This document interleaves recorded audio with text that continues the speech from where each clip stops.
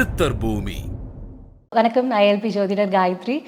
இன்னைக்கு வந்து பார்த்தீங்கன்னா நம்ம கூட இருக்கிற ஒரு ஏஎல்பி ஜோதிடர் டீச்சர். நம்மளுக்கு வந்து ஐயாவோட பேர் வந்து பார்த்தீங்கன்னா ஸ்ரீ குரு சாந்தகுமார் சார். அவர்கிட்ட வந்து பார்த்தீங்கன்னா நம்ம ஜோதிட ரீதியான அனைத்து கேள்விகளையும் வந்து நம்ம ஐயா கிட்ட வந்து பகிர்ந்துக்க போகிறோம். உங்கள் சார்பாக இப்போ நான் ஐயா கிட்ட நிறைய கேள்விகளை கேட்க போகிறேன். அனைவருக்கும் வந்து ஒரு பயனுள்ள ஒரு வீடியோவாக இது கண்டிப்பாக இருக்கும். வணக்கம் சார். வணக்கம்மா.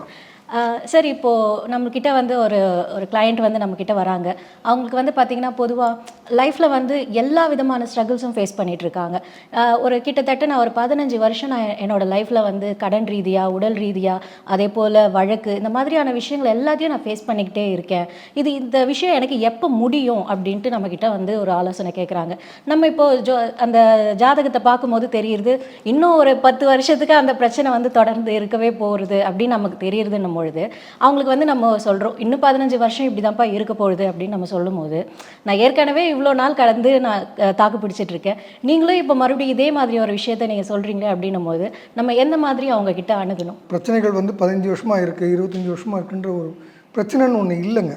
ஆக்சுவலாக நான் ரெண்டும் கூட்டி 10 வரணும்னு பிடிவாதம் தான் இருக்குதுன்னு அர்த்தம். கண்டிப்பாக அடிப்படையாக பார்த்தீங்கன்னா இந்த மாதிரி லாங் டேர்ம் ஒரு இஷ்யூ இருக்குதுன்னா கடவுள் நமக்கு வந்து திசை மாற்று, நீ போகிற திசை சரியில்லை அப்படிங்கிறத வாழ்க்கையில் நமக்கு பிரச்சனைகள் ரூபத்தில் காட்டுறாரு. இந்த புரிதல் முதல்ல நமக்கு வரணும். சரிங்களா? நம்ம ஏதோ ஜாதகத்தில் இருக்கிறனால தான் நம்ம கஷ்டப்படுறோன்னு முதல்ல நினைக்கக்கூடாது. நமக்கு வாழ்க்கையை மாற்றி அமைச்சிக்கிறதுக்கு சந்தர்ப்பங்கள் எப்பவுமே கொடுக்குறாரு. இப்படி புரிஞ்சுக்கோமே, ஒரு மனுஷன் இந்த பூமிக்கு பாரம்னு நினச்சாருன்னா அடுத்த நிமிஷமே தூக்கிடுவார். இப்போ இன்னும் பூமியில் ஒருத்தரை வச்சுருக்காரு அப்படின்னா என்ன அர்த்தம்? கடவுளே இந்த ஜாதகர் தன் வாழ்க்கையை மாற்றிக்குவார், போகிற பாதை சரியில்லைன்னு உணர்வார், மாறுவார்ன்றதை கடவுள் நம்புகிறார். முதல்ல இதை தான் நான் அவர்கிட்ட சொல்லுவேன். கடவுளுக்கே உங்கள் மேலே நம்பிக்கை இருக்குங்க, நீங்கள் ஆனால் மாறாமல் இது எதுவும் மாற போகிறதில்லை அப்படிங்கிறத தெளிவாக சொல்லுவேன். முதல் விஷயம். இதில் நம்ம புரிஞ்சு கொண்டது, பிரச்சனை எல்லாம் பிரச்சனை இல்லை, பிரச்சனைகள் எல்லாம் தீர்வுகள். பிரச்சனைகளை தீர்வுகளாக பார்க்க தெரியாதவங்க அங்கேயே நிற்கிறாங்க. பார்க்காம நான் பார்த்தது தான் சரின்னு பிடிவாதம் பிடிக்கும்போது பிரச்சனையில் ஆழமாக சிக்கிக்கிறோம். இதுதான் விஷயம். அப்போது ஒவ்வொரு பிரச்சனையிலிருந்தும் தீர்வுகளை நோக்கி நகரத்துக்கு பதிலாக பிரச்சனைக்குடைய ஆழத்துக்குள்ளார் போகும்போது தான் அவங்க மாட்டிக்கிறாங்க. எனக்கு தெரிஞ்ச ஒருத்தர் பாப்பர் ஆகிட்டார். எல்லா சொத்து எல்லாம் கோடீஸ்வரராக ஃப்ளைட்டில் பறந்துக்கிட்டே இருந்தவர். அப்படி இருந்தால் டோட்டல் பாப்பர் எப்படி இருக்கும்? இன்னும் அடுத்த ஒரு 7-8 வருஷம் இப்படி தான் இருக்க போகுதுன்னு கூட அவர் தெரிஞ்சு போச்சு. ஜோதிடம் பார்த்தார், இது உண்மையிலே நடந்த நிகழ்வு தான். அவரை படிக்க சொன்னோம். ஜோதிடம் படிக்க சொன்னால் படித்தா மட்டும் மாறிடுமான்னு தான் அவருடைய கேள்விகள் இருந்தது. இன்றைக்கி அவர் பெரிய ஜோசியர், ஒரு ஜாதகத்துக்கு 10,000 ரூபா ஃபீஸ் வாங்குறாரு. அப்போது என்ன சொல்கிறோன்னா, பிரச்சனைகள்லேருந்து தீர்வு. அதாவது இந்த இடத்துல ஒரு கதை சொன்னால் நல்லாயிருக்கும்னு நினைக்கிறேன். கிருஷ்ண பரமாத்மா கிட்ட பாஞ்சாலி கேட்குறாங்க, கிருஷ்ணா நான் வந்து மகாராணி, எனக்கே இவ்வளோ கஷ்டம் அப்படின்னு கேட்குறாரு.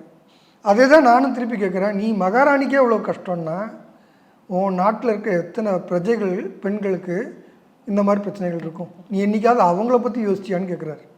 இப்போ பிரச்சனை ஒன்று வருதுனாலே நமக்கு ஏதோ கடவுள் உணர்த்துறாருன்றதை நம்ம உணரணும். அந்த நோக்கி நகரும்போது நமக்கான தீர்வு மேபி கிடைக்காம இருக்கும். ஆனால் மற்றவங்களுக்குன்னு ஒரு பிரச்சனைன்னு தேடும்போது பதில் கிடைக்கும். பதில் கிடைக்கிற பதில் நமக்கான மிகப்பெரிய வெளிச்சமாக இருக்கும். அப்போ பிரச்சனையை சாதகமாக மாற்றணும். தடைக்கல் எல்லாம் படிக்கல்னு சொல்லுவாங்க, கேட்டிருப்பீங்க. தடைக்கல் எப்படிங்க படிக்கல்லாம் மாறும்? நான் பெருசா பிரச்சனை பெருசா? இது எவரெஸ்ட் ஏறினவர் டென்சிங் அப்படின்னு நினைக்கிறேன். அவர் சொன்ன வார்த்தை இன்னும் நான் கேள்விப்பட்டது, எனக்கு கரெக்டாக பேரும் ஞாபகம் இல்லை, ஆனால் அவருடைய ஸ்டேட்மெண்ட் தான் அது. நான் பெருசா இமயமலை பெருசா அப்படின்னு கேட்குறாரு. இல்லை, நான் தான் பெருசு. எப்படி நிரூபிக்கிறது? அது மேலே ஏறி நின்று நான் நிரூபிப்பேன் அப்படின்னாராம். அப்படின்னு பிடிவாதமாக 3-4 தடவை தோற்று போகிறாரு.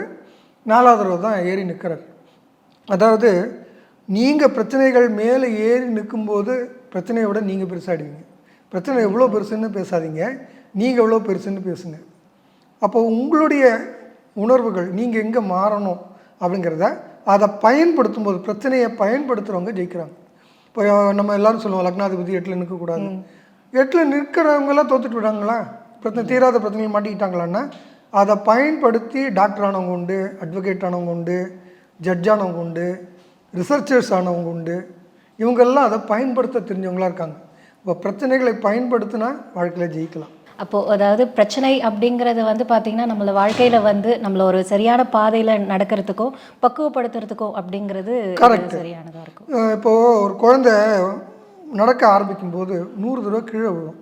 கீழே விழக்கூடாது, ஐயோ குழந்தைக்கு வலிக்குமே அழுமேன்னு சொல்லி அந்த குழந்தைய கீழே விழாத லெவலுக்கு ரொம்ப ப்ரொடெக்ட் பண்ணிட்டீங்கன்னு வச்சுக்கோங்களேன், அந்த குழந்தைக்கு நடக்கவே வராது. அப்போ 10 தடவை கீழே விழும்போது தான் அந்த முட்டி வலுவாகி அந்த குழந்தைக்கான நடக்கிற தன்மையே கிடைக்கும். அந்த மாதிரி தான் பிரச்சனைகள் கரை ரொம்ப நல்லது, அந்த மாதிரி பிரச்சனைகள் ரொம்ப நல்லது. கண்டிப்பாக சார், நன்றி சார். இந்த கேள்வி வந்து ஒரு என்ன சொல்கிறது, பிரச்சனைன்னு பெருசாக நினைக்கிறவங்களுக்கு வந்து எது பிரச்சனையாக நம்ம நினைக்கணும் அப்படிங்கிற ஒரு விஷயத்துக்கு வந்து தெளிவான விளக்கமாக இருக்கும். நன்றி சார். சித்தர் பூமி.